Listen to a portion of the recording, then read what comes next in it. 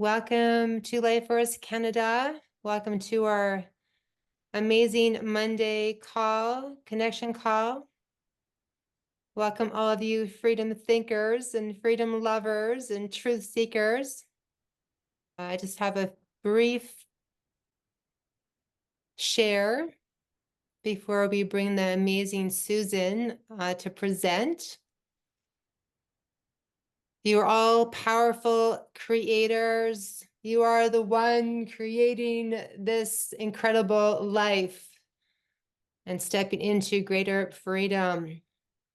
We all know this realm has programmed many to be in survival mode and to struggle with money.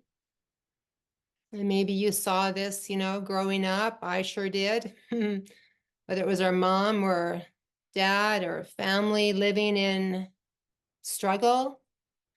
I do believe right now we all need to learn how to get out of the survival frequency so that we can rise up out of this matrix. The trick is that you have to see beyond the illusion of what we perceive money to be. If you attach wealth to the physical condition of money, you're going to have a conditional relationship with money, meaning that when money is not in your bank account, you might feel a sense of lack. And when money is in the bank, you're going to feel abundant. If you learn how to master an unconditional state of wealth and abundance, regardless of the physical condition, then you can always be in the frequency of being able to attract more into your life. We all know that money is an energy. The problem that we have is that we've created a program that money is associated to our survival. And this is where self-mastery, you've heard me talk about, how sovereignty is defined as self-mastery. And this is where self-mastery comes into play. And I worked on this for years as I used to be on welfare. And I had to learn how to cultivate a state of being where I tapped into my wealthy self, no matter what was happening in my external world. And I'm going to be sharing more about having a prosperous mindset at the Sovereign Living Conference. As we move forward, this abundant mindset is really going to be key to experiencing true freedom. Okay, so again, let's breathe in abundance. Yay. Greetings from Maple Ridge, Dylan. Thank you. Marianne from Comox. Yay, Peter, I'm thriving. Yes, we're going from surviving to thriving. That's exactly it. Hi, Hella. Looking forward to your presentation in September. Hi, Jack from Nanoose Bay. Welcome. Hi, Dwayne. Calgary. Glad you're here. Peter, excellent. Good evening, Ray. Thank you, Laurie. Rita, awesome. It's great. Okay, I'm going to pass the torch over to Karen of the family, Hannah. Thank you, Karen. Yes, I have the pleasure tonight of introducing Susan Terry. She's with us from Ontario tonight. And I've got to know Susan a little bit through our attendance at the Freedom Rising calls on Fridays. These are the calls that are held on Fridays with the freedom leaders across the country. And I definitely put Susan in that category of being an amazing leader for truth and freedom. So Susan is the founder of the Peace Schools. So we'd like her to talk about that tonight. And I also subscribe to Susan's Substack, where I would say that she really has her finger on the pulse of what's happening across the country and Canada. So maybe you'll get a chance to share a little bit about that as well. Okay, take it away. I'm not sure quite where to start here, but I think I probably need to start more at the beginning of how I got to where I am right now. And it's so relative to what's happening today. Goes back to when I was 2 years old and I was given the MMR vaccine.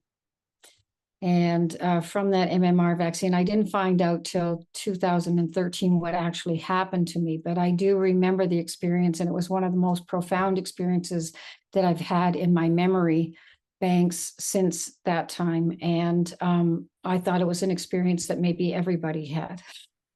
I was only 2. So what happened was I found out in 2013, it was after the MMR, I got pneumonia, scarlet fever, and the mumps, and my temperature soared to 109. And I left my body and was in an oxygen tent on life support for 2 weeks. My recollection of that experience, I was told this in 2013 by my oldest sister, who was 8 years older. But my experience was that I remember getting very ill and very warm, and I couldn't stand being in my body. It was just horrible. I was having these very weird visions and things, and I wanted to get out. And so next thing I knew, I was on the ceiling looking down at myself. Just prior to that, my grandmother was supposed to be coming to visit us for the first time. I'd never met my grandmother, and I had a wonderful mother, so I thought a grandmother must be amazing. And so when I was on the ceiling, I left my body, I went out of it, and I'm looking down at myself on the couch laying there. And this lovely woman with hair white like mine, but it had purple tint to it. And she was wearing this cream colored dress with forget-me-nots all over it. Anyway, my arms were across my chest, and she had her hand on my arms, and she kept saying, "Hold on, dear. They'll be here soon, dear. Hold on, just hold on, dear, please. They'll be here soon." And the next thing I thought, wow, that's my grandmother. She's really lovely. And the next thing I knew, I was lifted up into this mist. And it reminds me of the very first flight I took. And it was a cloudy day, and it was very dark gray clouds. And as we burst through the clouds, it became lighter and lighter. And when we got to the other side of the clouds, the sun was sitting on it, and every color of the rainbow just spewed across the sky. And everyone went, "Oh." And I thought, well, every flight's going to be like this. This is amazing. But it was very much like that when I got to the other side. And I remember the beautiful music I heard. And this woman who greeted me, who I learned when I was 15 years old, was my father's mother, who died when he was 10 years old. And how I found out was he came home after my grandfather died and put this picture on our buffet. And I asked who that was. And that was the woman who took care of me, took me on the other side. And the next person I met was a man named Yeshua, handsome, handsome man in a white robe, Jesus, the real deal. And he asked me if I wanted to return, and I said, no way, because it was so amazing. And everything was so beautiful, and it was such pure love and consciousness, and it was eternal. There was no time to anything. And I remember seeing wildlife and all kinds of beautiful things. Anyway, people kept asking me along the path. And then at the end of this, I came up to this table. It's like a big white marble table. And Yeshua was sitting at the head of the table. And all these other people I'd met along the path who had been asking me if I wanted to go back. And I kept saying, no, I love it here. And there was this one who was telling Jesus was asking about that, and the one was saying, no, she loves it here, she doesn't want to go. And he looked over at me, and he looked back at this one, and he said, but it's not her time yet. And his fist came down on the table. At the exact same moment, my mother unzipped the oxygen tent and said, Susie, you're awake. I'm so sorry you didn't get to meet your grandmother because she had to leave today. I said, but I did. And I described her to a T, just as I was telling you. So my mother, I just remember her jaw hanging open. And then a couple of years after that, I was told that I would go to church. And when I was 4, that I was going to church and I was going to learn about Jesus. And I was so excited. So we got into the church and my sister pointed to this picture and said, there's Jesus. And I said, that's not Jesus. And I couldn't figure out why I was so upset. And that was the same year when things came to me. A lot of interesting things came to me when I was going into grade 1, my first day of school. And kindergarten was amazing. And then they lined us all up in a row like soldiers and literally marched us into the classroom like little robots and sat us looking at the back of each other's heads. From that moment, I started to imagine what I was going to do when I grew up, and how I was going to change the world of education, and I was going to change it for all children. And I used to walk home from school and imagine it. And every report card always came back, it's satisfactory work, but daydreams too much. So anyway, I had this vision of this school, how I was going to make it so that it was more exploratory and working with nature and music and art and all of those great things that we're supposed to do, not having your nose tucked in a book. I mean, it's great to learn something, but go out and experience it. It's all about experience. It's all about consciousness. It's all about love. And love is what we are. It's life's omnipotent verities, eternal. That's what we are.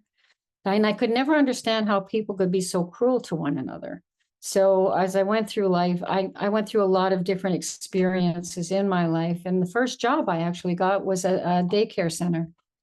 When I was 17, actually, I was just turning 18. And there was this work to this project that was up from the government that they were employing young people into these new areas. And there was a job with the Children's Aid Society to set up and supervise a child enrichment program. Well, I went in there and I'd never had a job. I babysat and I'd, done a lot of things, and I've always worked my way through, but and had my challenges in this world. My mother was a nurse in World War II, and my father was a war veteran who lost both his legs. She was his nurse. So I learned a lot about World War II and World War I from my grandfather, who almost died from the meningitis vaccine that almost killed him. And that's another story. So I won't get into all those details, but I'm just leading up to this present day of all these things that I have witnessed in my life and why I am here at this point. So, Philip Blunt, he asked me, what I was interested in. And I told him I was very interested in Maria Montessori and Steiner. I'd done projects on them in grade 12. I was fascinated with that. It was around education and children. And I was immediately given the job. And it was quite amazing. I had 26 kids, me and one other gentleman who came with his guitar and helped me out.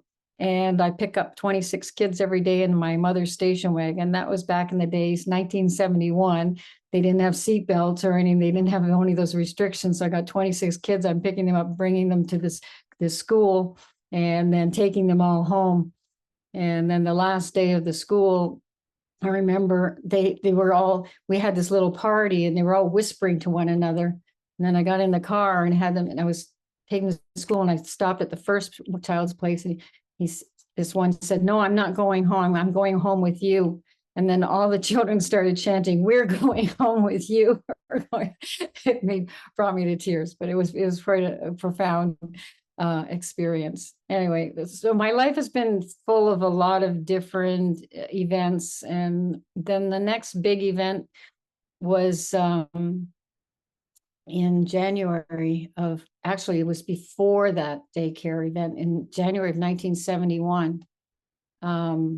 I was out I lived in Niagara Falls, and went out one night with my boyfriend. We went for a drive along the parkway late at night.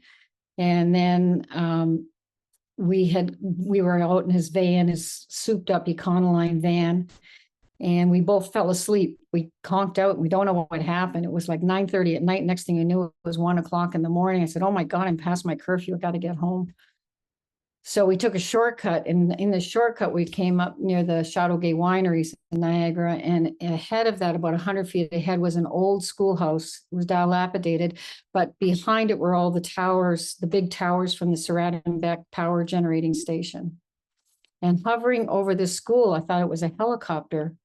And it was a very cold night, very clear sky, perfect. You could see the moon, a little sliver, and star sitting in it.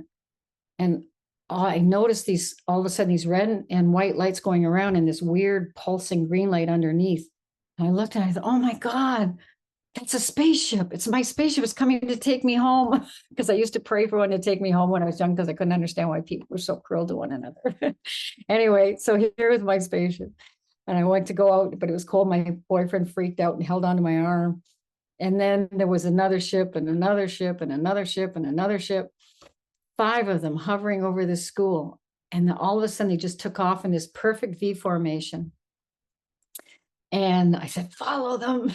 He'd been trying to start the van, because as soon as we saw them, the van died, it stalled, and he wouldn't even click. It was like Close Encounters, the movie. But that movie came out in 74. This was 1971. So it was rather interesting. And so, of course, they took off very fast, and then they vanished into thin air, even though the sky was clear.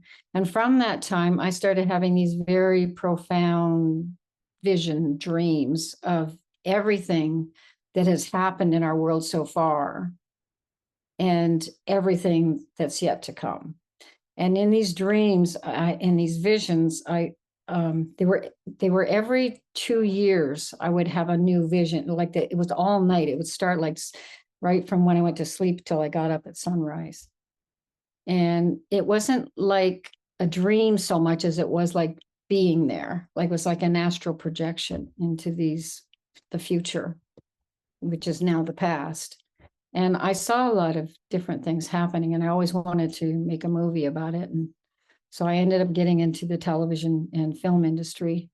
In 1976, I studied for it. And 78, I was hired by the top film company in Canada, Crawley Films. And I had some amazing experiences there. And then also I ended up working for all the networks, Global, CBC, CTV, in Toronto as well, in every capacity, producing, directing, editing, writing, journalism, and all facets. And it's kind of a magical thing, but I thought it was just normal at the time. Everything everything just seemed natural. It just was just a natural step from one into the next ish thing. Like 1986, I saw when they came out with the act, where all pharmaceuticals companies had had no liability for any injuries or deaths due to vaccines or medications. And at that time, I was working in the newsroom, and one of my best friends, Avis Favreau, who became the medical correspondent for CTV later on, that was at Global Television. And she was such a very sweet person, but she got into that and found what would happen was when they bought all the media in the world, pretty much all the mainstream media, and dictated what they could and could not publish. And prior to that, they could not publish anything about anything medical. It was not any pharmaceuticals or anything was not, you couldn't put it on the air. And after that, that's all you saw, pretty much. And I had told her some fascinating stories of, people who had made amazing healings through holistic medicines, including myself, and to present, and she couldn't publish them. She says, I can't, they won't let me, which was really a sad thing. So in 1997, I'll go back a little bit. In 1982, I came across the book Contact with Pleiades, story of Billy Mayer, who had an encounter with 5 Pleiadian ships. And when I opened the book, there was the 5 ships, just like I saw, exactly like that. So his experience was like 4 years later. And it was a very quite profound to come across this book and to see that I wasn't the only one. I'd never told anybody about it. I kept it to myself because I thought people would think I was crazy. So, and some did. So that's okay. I don't mind talking about it now. And then later on, I actually, when the internet went public in 1993, I was one of the first 20,000 on it. I've always learned about the internet, the intranet, and of course, we're using that kind of technology in television anyway with the electronic news gathering. So in 1993, when I went online, one of the first things I looked up was Contact with Pleiades, the book, and I actually found Billy Mayer and contacted him through his secretary, Christian Frenner, and had communication with him and conversations with him at that time. So I had a lot of very interesting things happen in my life, but everything's led up to this time where we are right now. Prior to that, in the 1980s, 1978, I met my spiritual mentor. His name was Kenneth G. Mills, and he was a very profound, amazing man who was a musician and a poet and just a Renaissance man. And he had a choral group called the Starscape Singers. Well, the first time I heard them, I was just blown away completely. I was invited by a friend who I met at Crawley Films, who come into my office. His name was Yancey Bukovic, and he was he was a mime artist, and he worked with Marcel Marceau, who they were partners. And he walked into my office and he was just glowing like a light bulb. I see auras on people and things like that. I have since I was 2. I thought everybody did, but apparently not.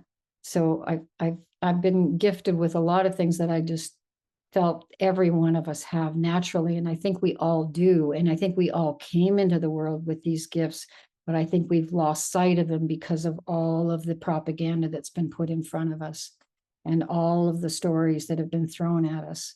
Because life, what we really are, it's not about money, it's about love. And when you see that everything is about love, when you give, you receive. And that's how abundance happens. It's about giving. It's not giving materially, it's giving of yourself. It's giving of your love, giving of your heart, your soul, and seeing each one of us is special. Each one of us has a gift. And we just have to recognize it. We just have to dig deep somewhere. Sometimes they get buried under all the drama and trauma that we've gone through and all the propaganda that we've been fed throughout our lives. So that's my big message. So I'll get up to where Peace School came in. I got married in 1988. And I have 2 children who I was raising, and I was not happy with the way things were going in the schools. So I decided I was going to try and make my own. And I worked with another woman. We did our best to try and come up with something. But we kept getting roadblocks in front of us all the time. And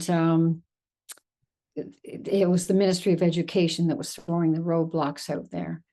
They just don't want anything that's holistic or where there's the engagement with the arts and the creativity and nature and all of those things. They weren't very interested in that. So then in 2006, I woke up one morning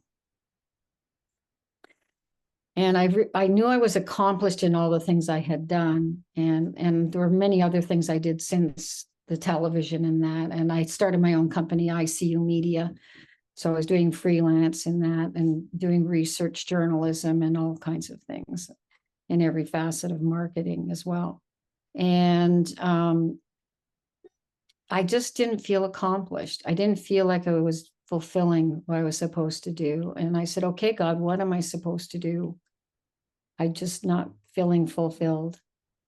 And the message came back was that I was to build the school of my childhood dreams and get the credentials to do it. That was September 2nd of 2006. And so I picked up the phone and I called the university, Nipissing University, because I was living in North Bay at the time. And I asked if I could get in, what I needed to do to get into enrollment for the education course to get my Bachelor of Education. And they said, "Oh, you can call back in March and enroll then." I said, no, I have to get in today. And they said, well, we have a limited enrollment program of 700 students and it's full right now. I said, well, is it possible that somebody backed out? And she said, well, that's possible, but I doubt it. And then I said, well, is there somewhere I can call to find out? And so she gave me the number for the OCT and I called there and they told me that someone backed out that morning. So I was in the university the next week. I got my degree in 4 years completed. So, which was great. And got honors and was pretty amazing. But I found that the education system itself and what they taught us was really pretty useless for what I was envisioning. So right after that, at the very last day of my practicum, I took art and music as my majors, and I was teaching music. And the very last day of my last practicum was May. It was the end of May. And I have a friend in the United States, a good friend, who invited me down to this retreat at Earthgate in the United States. And her husband he was what is called a walk-in. He used to be an engineer who invented the maglev system, the monorail kinds of trains that are all over the world.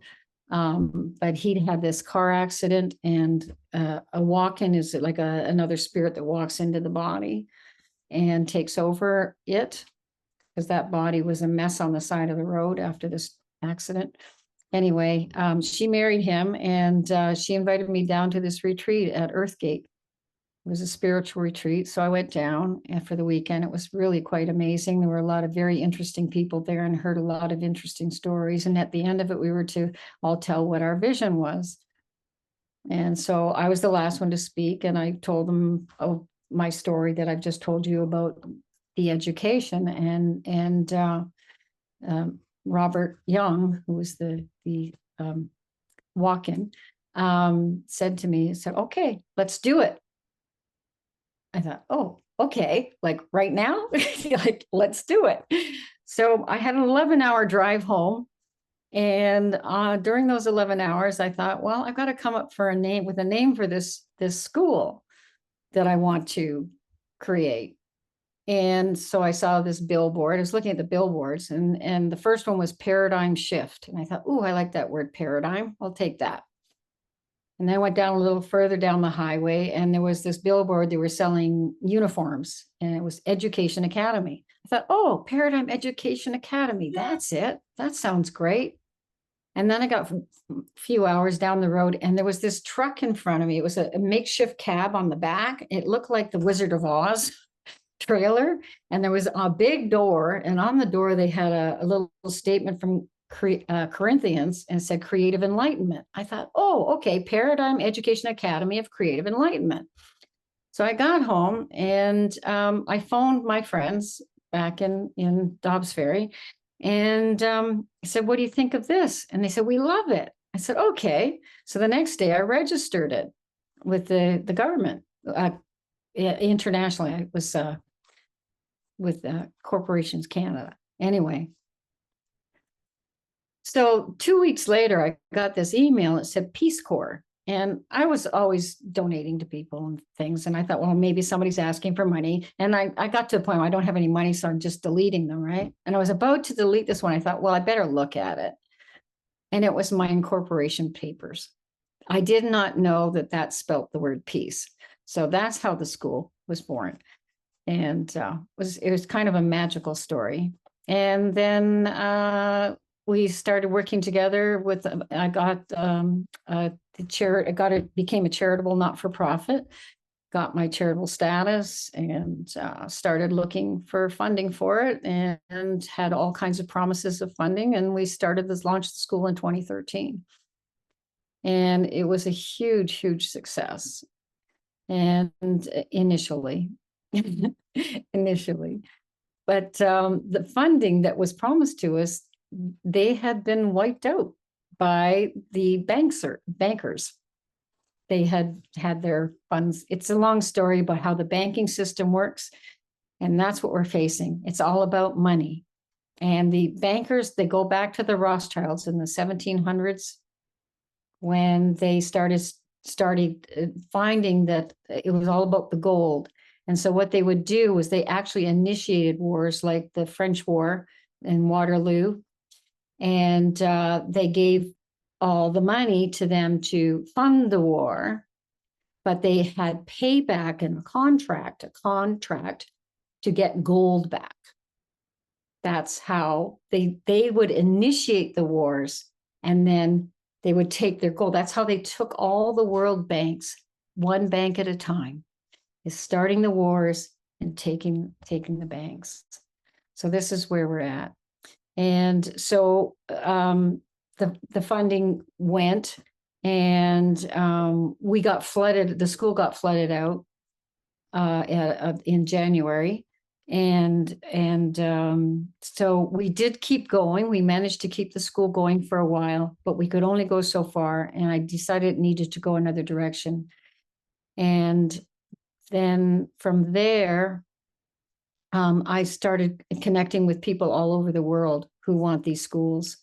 And I have a lot of them all lined up and all kinds of funding. It's still promised, but these little things keep getting in the way. I made the big mistake. My biggest mistake was writing to Bill Gates and asking for money. That was my biggest mistake, because I put him on my radar. And what he told me was he was doing something that was much better than this, what I was doing. It was Planned Parenthood in Africa. In other words, killed all the babies. And then you've got a plan and you get rid of them. And, that's the best way to do it. So this is why we're in the situation that we're in right now. I've learned so much, though, in my research journalism. I've researched everything to the nth degree, everything. I've met with so many amazing people around the world. I sat on the council of President Sukarno, who is a descendant of King Solomon, his descendant, and his grandson, who was the 681st king in the lineage of Solomon. I sat on his council. I was invited. I don't know how the heck I got there. I don't know how the heck I got anywhere, but I just keep getting invited into these things. And I just say, okay, that's where I'm supposed to go. And I know I'm guided, and I have been guided all along. There are angels, yes. There are angels everywhere. And many of us are, I know we're all blessed, and all you have to do is ask. If you're in a difficult, tight situation and things aren't going well, just ask, what should I do? Know that within your heart, there are angels around all of us, and we all have angels surrounding us, all of us. You have at least 7 who are there if you wake up to them, but they cannot interfere. No one can interfere unless you open the door, and we have to open the gates, and they are waiting to help. Yes, they are all waiting to help. So that's the biggest part of my story. What I've been doing recently, I ended up getting invited to join the Peoples of the Salmon initially. That was in 2021. Oh, that was another one. Every time I get a point of a crossroads, I ask the questions up there. And on October 1st of 2021, I woke up this one morning so frustrated and said, okay, God, what do I need to do to end the corruption in Canada so I can put peace schools back on the ground? The message came back 10 minutes later. Oh, you're speaking of the Freedom Rising group. I'll refer to that, because that used to be Vaccine Choice Canada. I've sat on all the Vaccine Choice Canada meetings since 2020. With all the doctors, I've connected with them, and yeah, and it's all part of the research thing as well. But so it was, I had been on those Vaccine Choice Canada meetings, and on that date when I made that comment, I had been on one before that, and they were talking about the situations in Canada and Revenue Canada and things like that. Anyway, I had made some comments to this on there about my own husband being with Revenue Canada and working there and being told he couldn't go, he would be laid off if he didn't get double vaccinated and without pay.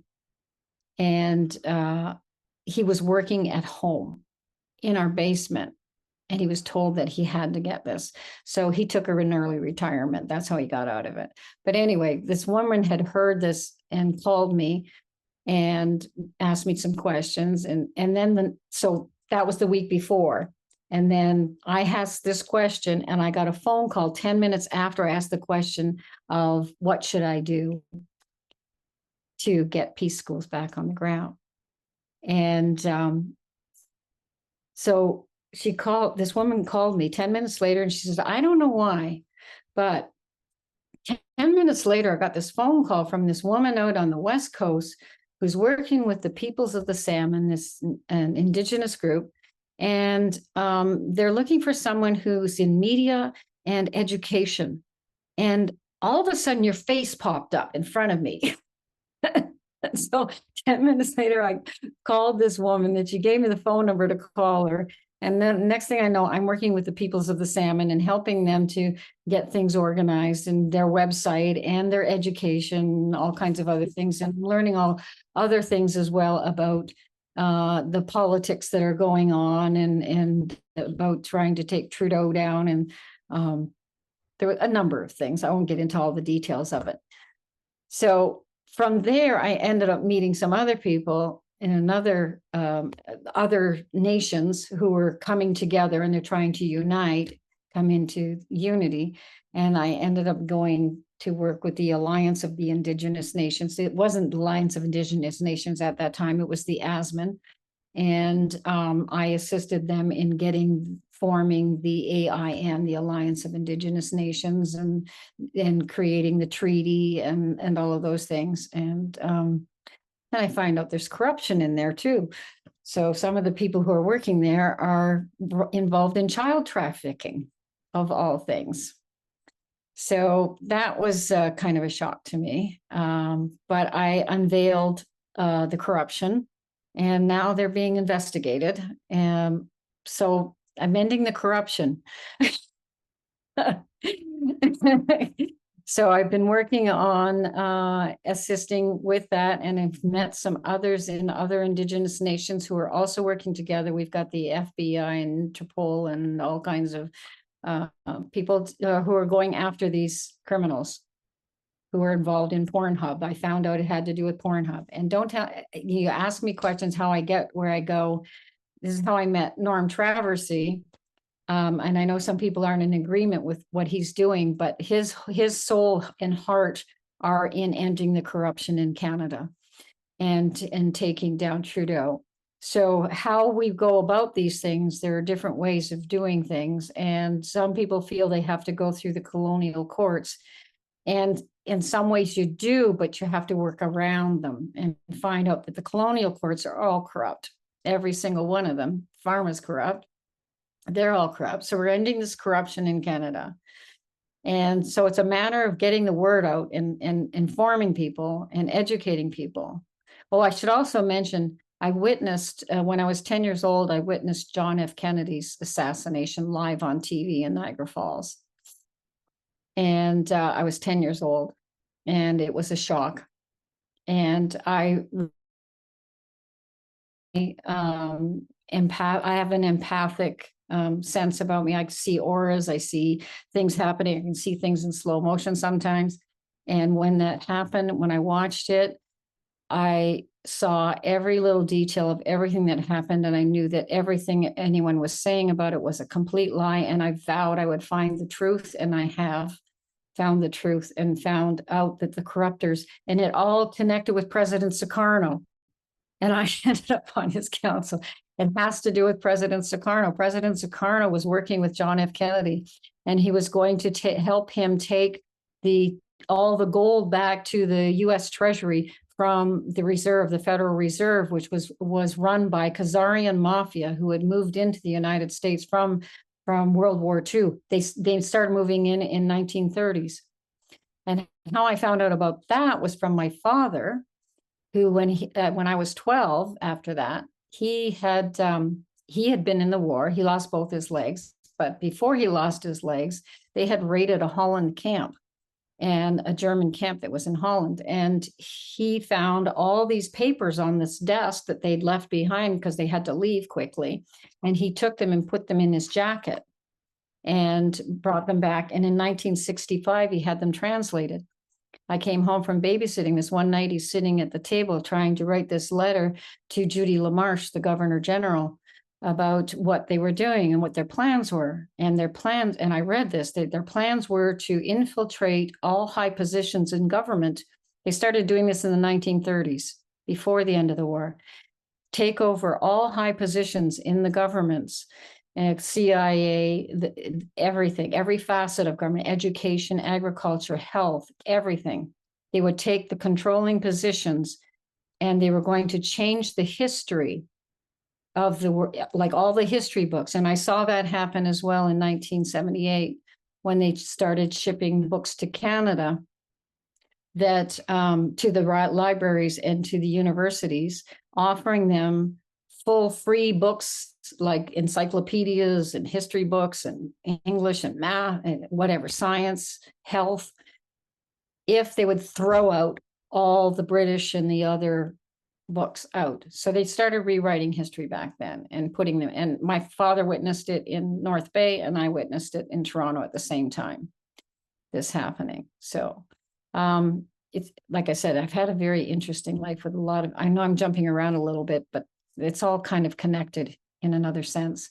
So anyway, this is where we are right now, and this is where I am, and I'm helping wherever I'm called to help.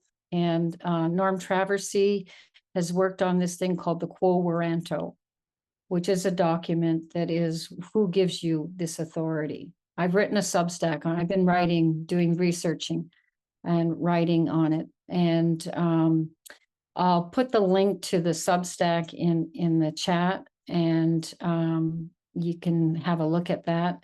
I've written on JFK and the assassination. I've written on the Secret Covenant by J.D. Rockefeller. That's back in the 1880s, that they wrote about how they were going to poison and kill all of the humanity, basically, through pharmaceuticals.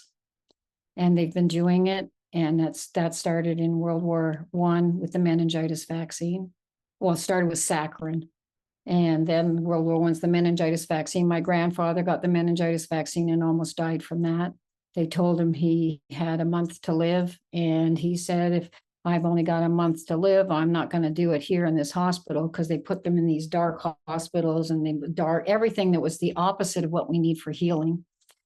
And so he went back to the farm and he lived till 85. So, it's very interesting. And I had a miracle healing as well in 1997. In, I think it was 1982, I had gotten a parasite that turned into a colitis, and then it turned into colon cancer in the 90s. And so I actually had 4th-stage colon cancer with a death sentence of 2 weeks to live. And the doctor had told me that if I didn't have my colon removed right then, I would be dead in 2 weeks. So I didn't want the surgery, but he said, I'm going to book the surgery. You have to have this.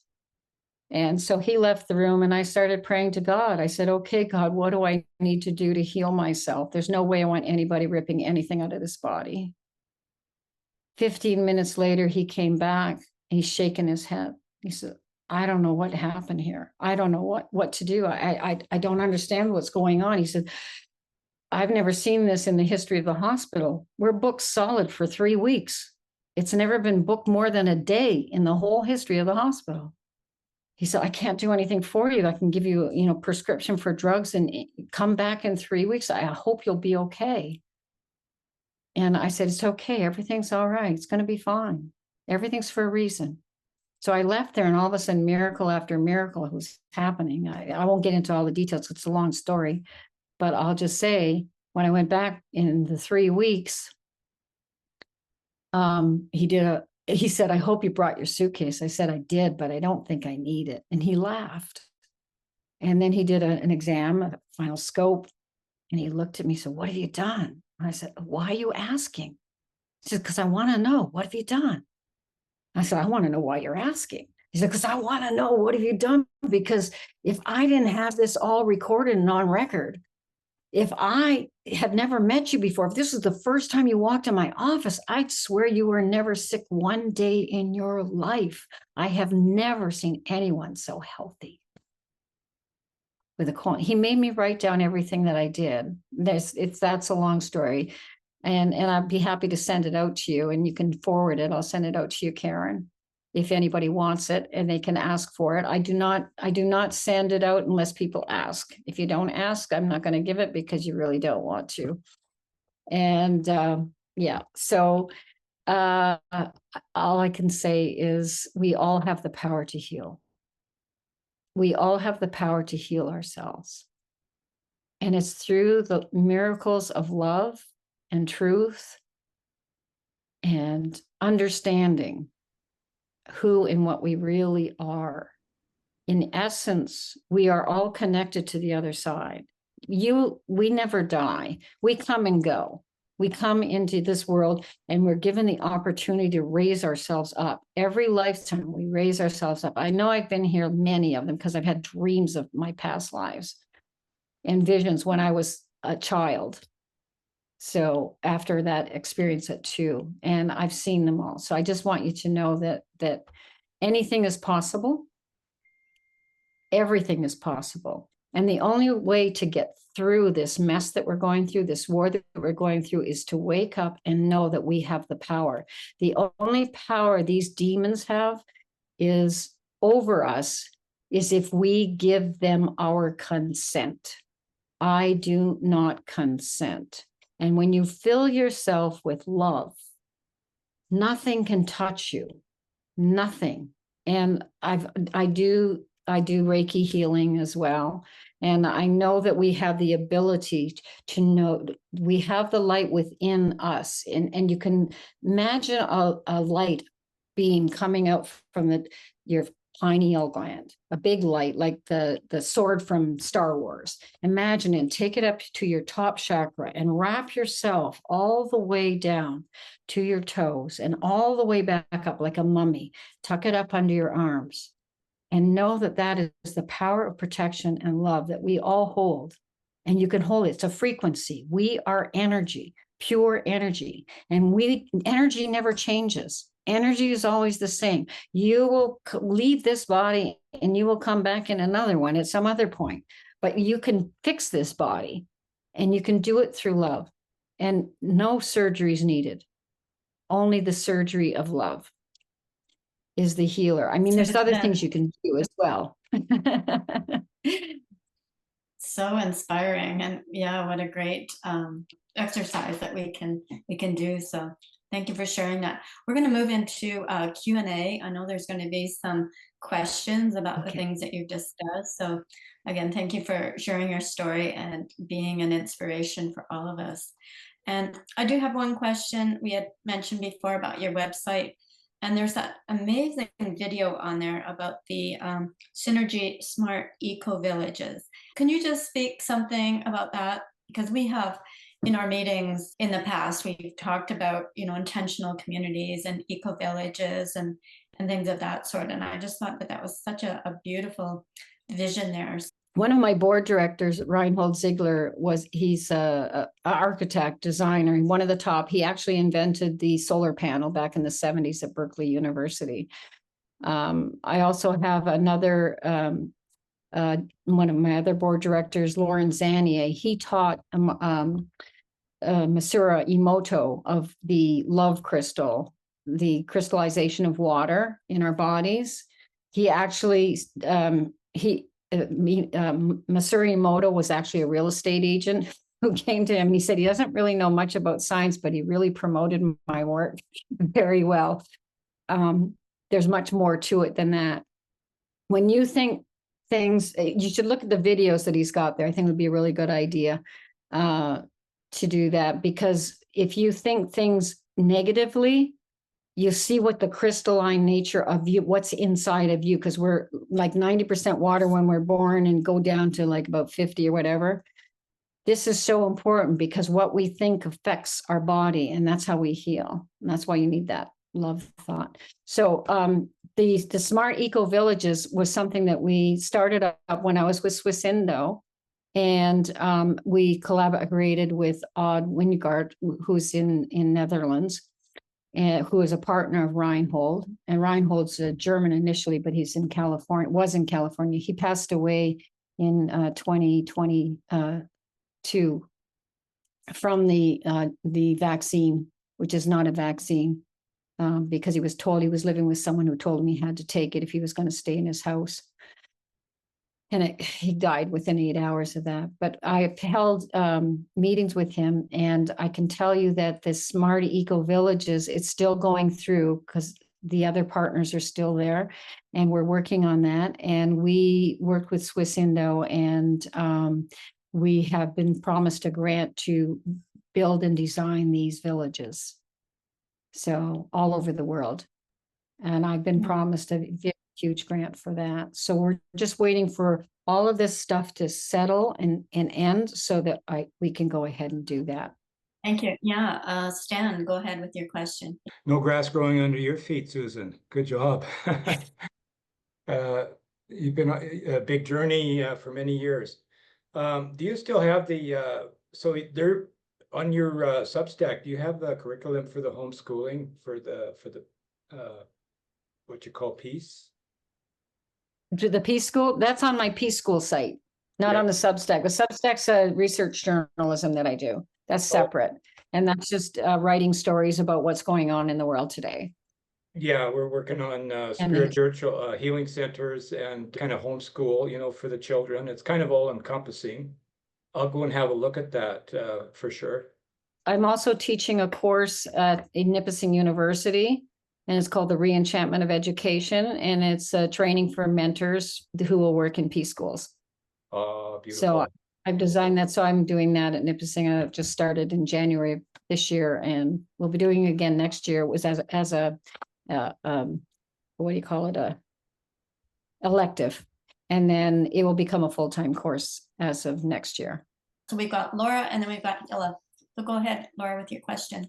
What an amazing life you have. Because I had an idea of having a hip school. Actually, it was like honor and peace, right? Like just to get in touch with yourself type thing. But anyhow, I'm not really good at following through like you are. But anyway, I wanted to ask you about auras, okay? You said that you can notice auras and stuff like that. And I've been doing a little bit of research. Sabrina Wallish, I don't know if you know her or not, because she's been mimicked as well on both sides. But anyway, it goes down to Klaus Schwab saying like humans are hackable animals, right? And then Sabrina Wallace, who worked for the DoD, the Dark Project, she's saying in the 5G towers, like they can literally predict what you're going to do 2 minutes ahead of time. They can put thoughts in your head, think of the killers that go into schools or whatever like that, right? So she's saying you got to protect your aura, got to protect your aura. So some kind of help here. I'd really enjoy it. Thank you, Laura. What I shared with you about the light, that was given to me by Kenneth Mills, who was my mentor. And it was when I had a poltergeist in my apartment on Madison Avenue in Toronto, and he was showing me how to help free him. There's a little bit more to it than that. Got a prayer of protection that goes with it, and it actually worked. And there's a number of other things. There's a lot I could talk about, but it'd be like days talking. Okay. So yeah, but what I can do, I'll send a lot of this information. I'll send my healing story as well to Karen, and then she can forward to whoever wants to read it. That's fine. Yeah. Thank you, Okay. Susan. You're amazing. Bless you, eh? Well, thank you. So are you, Gila. Thank you, Susan. What a breathtaking story. Wonderful to listen. I was briefly looking at the website, and I guess from my perspective as an educator, person that works with children and have also a vision for some things in the near future, I'm curious about do you have a tangible space which the school is operating from right now? Not at this time, but I'm working on that right now. And I'm also working on developing an online platform, a hub, where that's not just the Peace School curriculum. I'm going to intentionally bring in all other holistic types of educations from around the world, so that it's sort of like a smorgasbord where people can go and find the education that is best suited for your lifestyle where you are. And the Peace School curriculum is not cast in stone. It's very organic, and it changes, and it's always changing. It's ever changing and evolving. And in the school, when we taught a subject, I didn't teach, I taught to the whole, not just me, but I had others with us, who taught to the whole class, like from kindergarten to grade 6. They were all in the same room, learning the same things and getting the same presentations, but they were taking from it what they could adapt to, and then exploring it further with a hands-on experience. Yeah, so they all evolved at their own rate, and everything we need is within us. It's like we're a tree. You know, it has all the things it needs. We're like seeds that have all the things we need to grow. We just have to find them and nurture them. Absolutely. So I guess I have just a few questions related to the school and the curriculum. When you were running it, so how long did you run it for? And that was the multi-age group that you're speaking about? Yes, and that was 2 years. 2 years. Yeah, and then we got flooded out. Okay, I will Yeah, definitely we got write flooded you. out. Thank you. I will definitely write Yes. you. We'll share some information, and I have more questions, but I feel like it's better in a personal email. Yes, it's always been a struggle because I've been always battling the dark forces, and they're always trying to get my goat, and they can't. I won't allow it. So I stand strong, but everything's for a reason. Everything, every single thing happens is for a reason. Yes. So right Yes, now you Karen. have, oh, sorry. One more You go question. ahead. So right now you have the website and the planning of the vision of the school, and you're waiting. Yes, and I also have, I'm teaching a course at Nipissing University to teaching a second-year Bachelor of Education students on a mentor training program on how to teach in a Peace School, or any school for that matter. But it got rave reviews. It got the top rating of all courses at Nipissing. So that was great. It was piloted just in January, so it was a big hit. You need to connect with Hela. She is a powerhouse educator as well in Vancouver. So you two have a lot in common. Good. We will talk for sure. For sure. You can share my contact info with her, Okay. please. I will, absolutely. Yeah. Drummond? I'll be very brief, but I really loved your talk, Susan. Some really inspiring stuff. I'm a filmmaker and used to be a financier, so I know that we're going to be working together soon, so that'll be fun. And I want to learn lots about your school, because we've talked lots about the necessity for alternative schools, because the systems that are in place right now are just imploding with wokeness and all this stuff that we have now 4 granddaughters and a 5th on the way, and we really want to make sure that whatever they grow up in is something that will teach them the right kind of grounded ethics and create the world that's really going to be sustainable for them. But anyway, I just wanted to say thank you so much. I won't take any more time of the evening, but I loved your. I wanted to ask about the native group that you worked with. The Peoples of the Salmon or the Yasmin? Here, aren't they in BC? The Peoples of the Salmon are in BC. Yes. What So part of I BC? mean, I work distantly, through internet and such, but Okay. I was working with the headsmen, the boys. Mhm. I found out the interesting things about them. That's how I found out about the corruption that was going on. So through working with, I won't get into the story there, but I helped them put their website up and everything else and got things going for them. And then, yeah, it was just very interesting, and found out some other things in the background that was connected to the freedom movement and J.D. Anderson and Prince Charles at the time, Right. and Norm Traversy. That's how I got connected with Norm Traversy. All of these things all these connections it's just, I don't understand how it happens. It just comes out of the blue. It's an interesting story, and it just goes to show that corruption is not isolated to any color, white left or whatever. It's No, it's a diabolical force. It is a force. And what it does is it's fear, blame, shame, and guilt. It's all those things that they put in the Bibles. Because if you go back to the original, like the scriptures of the saints and the sages of the ages that go back before the 3rd century, right. those books you won't find. They're hard to find. The Apocrypha, Urantia, the story, the life and times of Jesus, the real story of his life and times. Those things have all been colored in the Bibles that you're getting today, ever since the 3rd century, since King Constantine initiated the Vatican. Right. And he was a pagan worshiper. And so what they did was they put blame, shame, guilt, and fear in there, which has nothing to do with life or existence. And as soon as you have fear, which is false evidence appearing real, Right. what it does is it lowers your vibratory frequency. And soon as you do that, it's like a crack in the door and the floodgates open.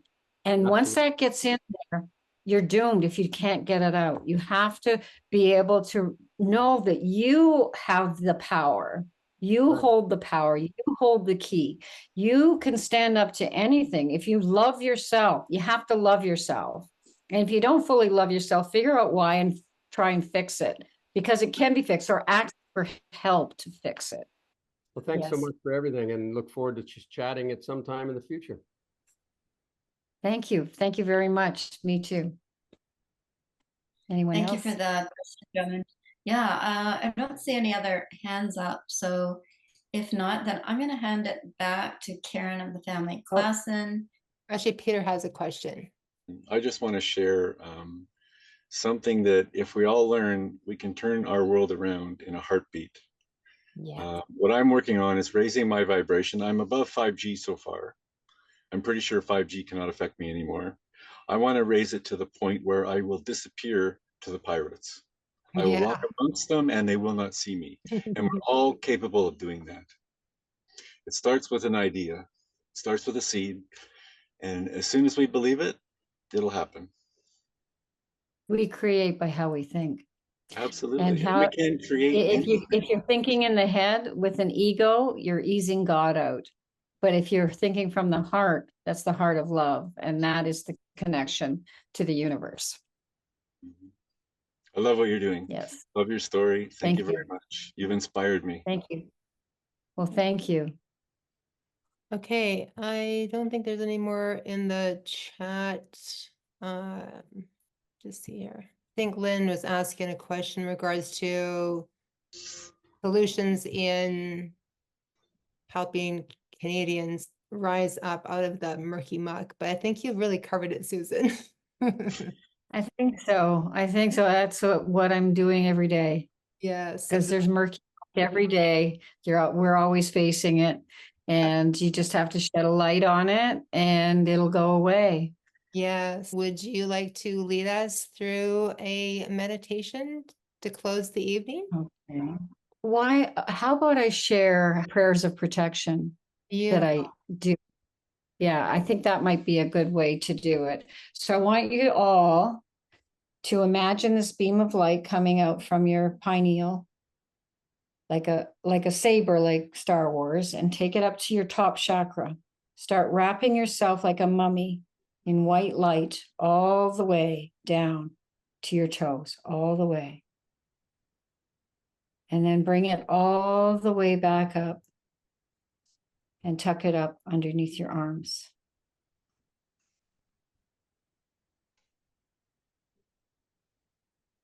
And I'll say this prayer. God, we thank thee for thy light, which enables me to be all right.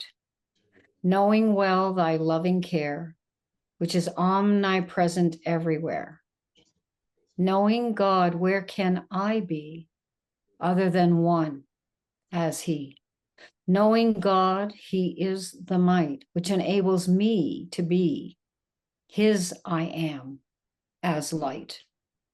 Omnipresent God of light, where's a me when thou art all and known as light? And I'll give one more. It's the law of love. The law of love is the power to show and to shed the light, and thus free all mankind from suggested might. The Lord of love is ever at hand. In the heart is found, in the rhythm. I am, I am, I am, I am. I am, I am, I am, I am. I am, I am, I am, I am. I am, I am, I am, I am. I am, I am, I am, I am.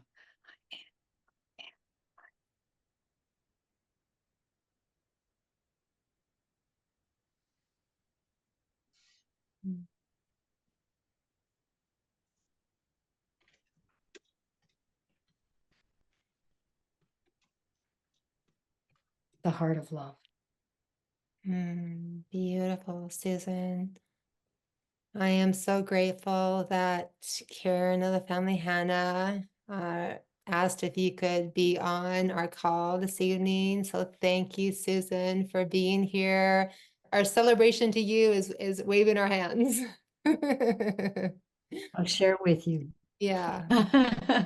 So, Thank you. We have a lot in common, so I look forward to having more conversations with you as well. I am so grateful for all you do and the journey that you've been on, the passion, the determination that you have in your heart to keep going.